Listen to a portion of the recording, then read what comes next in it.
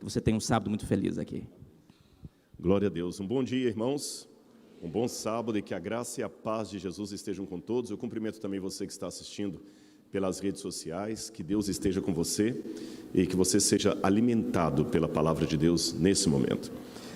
Irmãos, eu estou muito feliz de estar aqui porque festa batismal é a melhor festa da igreja. Eu acho que as duas cerimônias da igreja que mais emocionam um pastor, um membro, são o batismo e a Santa Ceia. Há muitas cerimônias bonitas na igreja, mas eu destacaria essas duas, o batismo e a Santa Ceia. Elas tocam o coração da gente. E hoje nós teremos o batismo da Júlia, que vocês vão conhecer daqui a pouco. Ela é a noiva do Patrick e em breve eles estarão se casando também. E eu fico muito feliz de estar aqui nesse momento todo especial. Uma vez eu fiz uma promessa ao Dr. Milton de, aos pouquinhos, ir levando a palavra de Deus ali para todos da família. A gente está cumprindo isso, né? Dando os estudos bíblicos e já estão vindo as pessoas aqui, graças a Deus por isso. E eu gostaria de, já que eu falei do Dr. Milton aqui, eu gostaria de, antes de começar o sermão, pedir vocês para eu quebrar o protocolo para fazer uma coisa aqui, e vocês vão entender. Quando a gente está no movimento da igreja e Jesus vai demorando a voltar, não vou negar para vocês, passa-se um sentimento às vezes de angústia no coração. Por que Cristo ainda não veio? Quanto tempo nós haveremos de esperar pela volta de Jesus? Eu não perdi a minha fé no segundo advento. Não interpretem minha palavra nesse sentido, porque não é esta a questão. Eu continuo crendo na volta de Jesus piamente. Eu sei que Ele vai voltar. Eu creio. Mas eu não nego a minha dor, porque ainda não. A saudade. Você entendeu? Você sabe que o seu filho vai voltar daquele curso que ele fez longe do Brasil. Mas isso não impede você de sentir a dor e olhar para a foto dele. É esse sentido. Esse sentido da dor pelo ainda não da volta de Jesus, ele é agravado por um mundo que parece estar hostil a tudo que a Bíblia apresenta. Parafraseando Rui Barbosa, que no livro O Papa e o Concílio escreveu na introdução: haverá tempo em que os homens terão que pedir desculpas por serem honestos.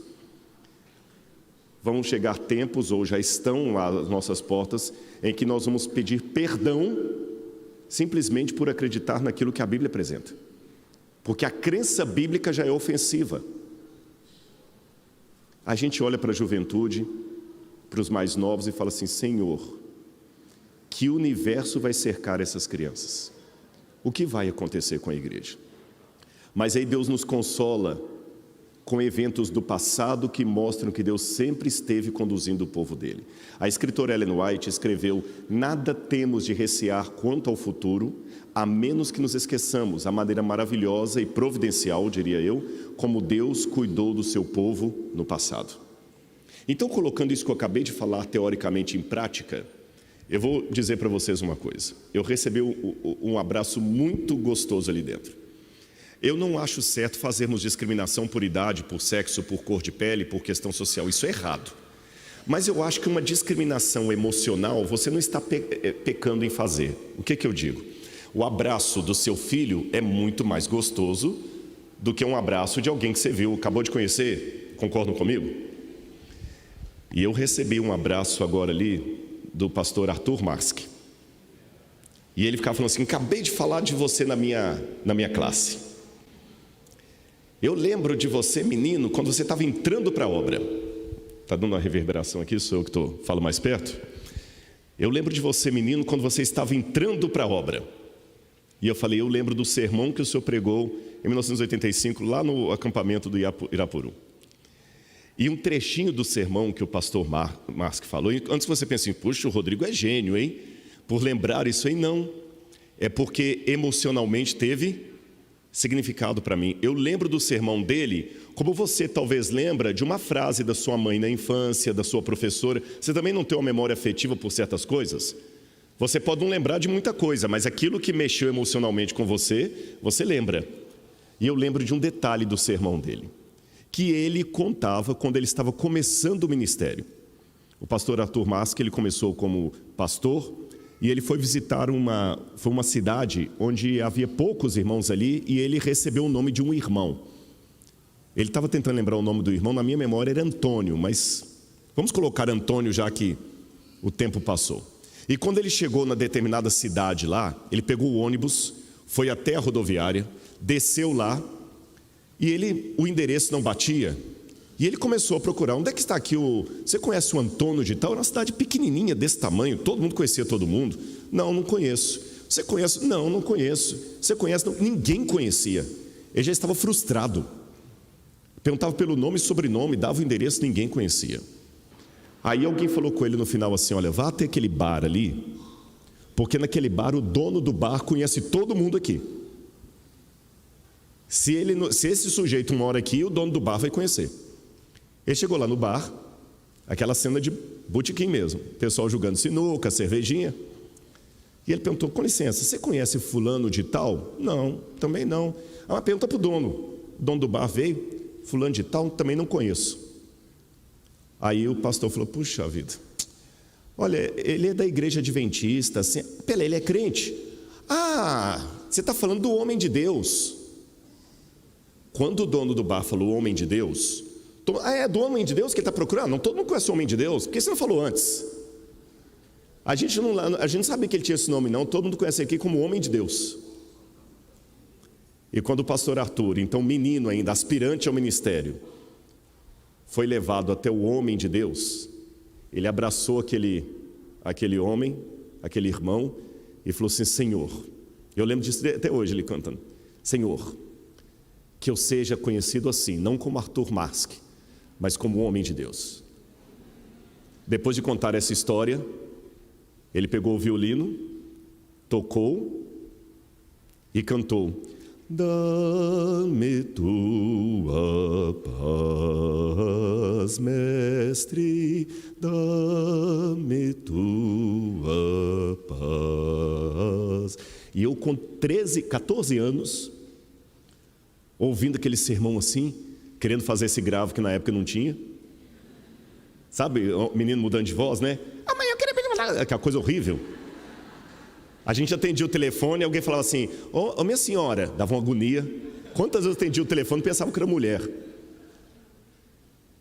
O pastor Mask, com certeza, quando fez esse sermão, em 1985, ele não imaginava que Jesus ia demorar tanto para voltar e que ele iria aposentar, ter filho, neto, e Jesus não voltou. Mas no sermão que ele fez, tinha um menino ali, que aceitou o chamado e está continuando. Esse menino hoje também já não está tão novo assim. Mas se Jesus ainda demorar alguns anos para voltar, eu sei que tem gente sentada aí que vai continuar, porque a igreja não vai cair. Amém? Agora, se eu retroceder ao passado anterior ao pastor Mask, quando ele começou o ministério dele, tinha um outro membro da igreja, que não era pastor, mas que tinha uma alma de pastor, que queria fazer de tudo para levar o evangelho adiante. Essa pessoa era o Dr. Milton. Ele vendia muito bem, era um vendedor de mão cheia. Tanto é que a primeira vez que ele ouviu a palavra colportagem, que é vender livros de porta em porta, ele estava no CAB, Colégio Adventista Brasileiro, não chamava-se nem IAE. E ele morava numa casa, era uma pocilga, muita miséria, muito problema financeiro, pai alcoólatra, pai com relacionamento tóxico, um irmão que morreu, e a mãe dele, com muito sacrifício, falou assim, olha, eu tenho os meus filhos aqui, mas pelo menos um, eu vou ver se a gente dá uma ajuda, porque quem sabe ele ajudar os irmãos. Ela penhorou a máquina de costura dela, e ajuntou o dinheiro para ele ir para o CAB, para estudar ali. E quando ele chegou lá no CAB, que é o Colégio Adventista Brasileiro, em Santo Amaro, que na época era um lugar lindo, isso foi, me ajuda a fazer a conta aí, 1921 com 13, com 15, 1934, 1935. Quando ele chegou lá no IAE, que ainda era CAB, ele tinha lá os colegas, tudo limpo, bonito. A professora Albertina Simon era professora de língua portuguesa, e a professora Albertina Simon falava tão bem, e ele tinha memória para decorar as coisas, ele gostava de literatura, e ele aprendia com ela o português, como é que escrevia corretamente, começou a decorar poesias, até na hora de ter uma namorada ele falava poesia, escrevia e não colocava o nome do autor, é claro. E na época lá você tinha o diretor do colégio, que só um pouquinho, daqui a pouquinho o nome vem, que até deu o nome do Super Bom, daqui a pouco eu vou lembrar o nome dele, daqui a pouquinho vem, que eu sei que ele também vai esquecer agora, eu também vou esquecer.